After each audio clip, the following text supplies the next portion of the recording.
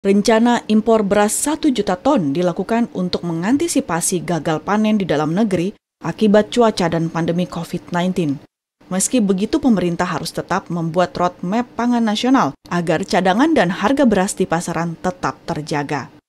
Pemerintah dengan Bulog akan tahu persis kapan melepas beras-beras ini untuk stabilisasi harga di tingkat konsumen dan tetap menjaga harga gabah, kering panen dan kering giling di tingkat produsen, yaitu petani itu sendiri. Impor beras 1 juta ton terbagi atas 500.000 ton untuk cadangan beras pemerintah dan 500.000 ton sesuai kebutuhan Bulog untuk menjaga ketersediaan stok beras setelah adanya bansos beras PPKM. Hilman dan Kristio, TVRI Parlemen melaporkan.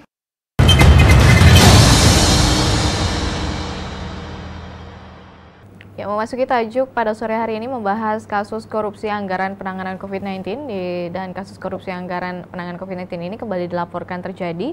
Ini membuktikan korupsi terjadi tidak hanya di tingkat kementerian lembaga, bahkan juga terjadi dalam wilayah daerah. Dan minggu ini Komisi Pemberantasan Korupsi atau KPK melakukan penyelidikan dan penggeledahan di Kabupaten Bandung Barat terkait dugaan korupsi pengadaan barang tanggap darurat bencana pandemi COVID-19.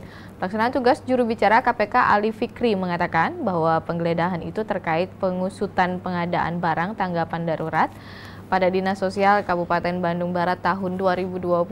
Terjadinya kembali kasus korupsi anggaran penanganan COVID-19 berupa pengadaan barang tanggap darurat COVID-19 yang melibatkan Bupati Bandung Barat dan 2 pengusaha lainnya, membuktikan masih adanya celah yang harus segera ditindaklanjuti oleh KPK.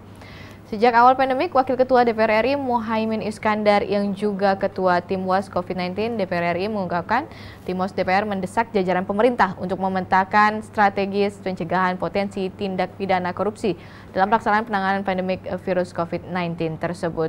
Dan ini memang beberapa waktu lalu sudah ditemukan dan akhirnya ditemukan kembali oleh KPK sejak awal pandemi.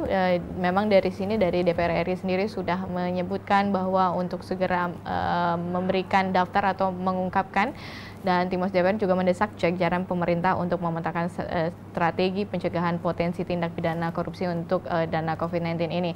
Dan pemirsa, memang diharapkan pemerintah segera mengeluarkan cara-cara baru untuk mempercepat penanganan COVID-19 ini agar tidak menjadi satu sasaran empuk dari para mafia. Dan setelah ini kita akan membahas masih terkait dengan anggaran dari COVID-19. Jangan kemana-mana, tetap saksikan Suara Parlemen.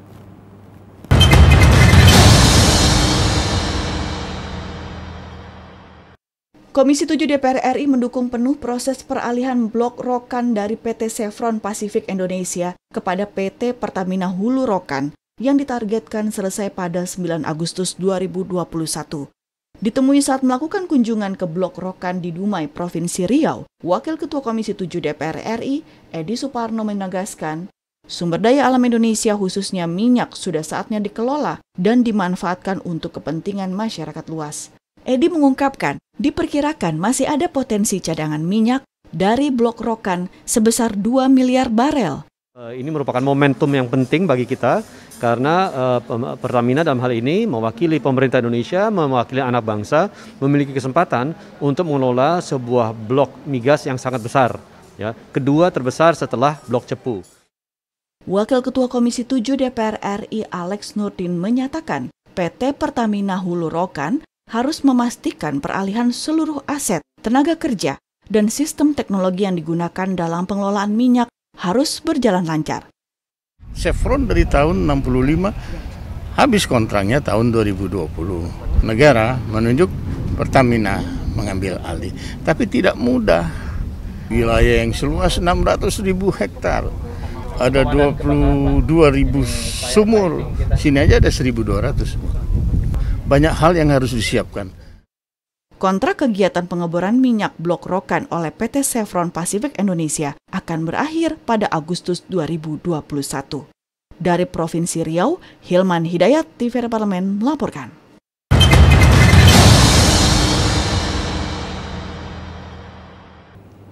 Ketua Komisi Pemberantasan Korupsi, Firly Bahuri, bahkan pernah berjanji lembaga akan memberikan hukuman tegas bagi pihak-pihak yang melakukan korupsi di tengah suasana bencana pandemi Corona COVID-19 ini. Dan tak tanggung-tanggung, Firly mengancam dengan pidana mati. Saat ini KPK telah membentuk Satuan Tugas atau Satgas Penyelidikan yang bertugas mengawasi penggunaan dan penyaluran anggaran COVID-19 yang dilaksanakan oleh pemerintah, dan ia juga mengakui akan berupaya semaksimal mungkin mengawasi penyaluran dan penggunaan anggaran di setiap daerah. DPR RI mendukung upaya KPK untuk mengungkap dan menindak tegas seluruh pihak yang terlibat pada kasus korupsi, baik pejabat maupun pegawai yang melanggar sesuai dengan peraturan perundang-undangan yang berlaku. DPR RI meminta aparat penegak hukum bekerja secara profesional, akuntabel, transparan, dan mengedepankan azas praduga tak bersalah demi menjamin kepastian hukum dan keadilan.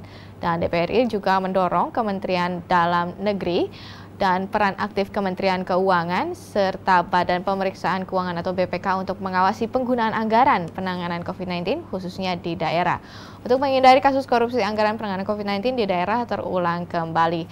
Dan tentunya kita sebagai masyarakat juga berharap bahwa untuk pandemi COVID-19 ini segera berakhir dan masyarakat bisa kembali melakukan aktivitasnya sehari-hari, juga bisa membangkitkan ekonomi yang ada di Indonesia.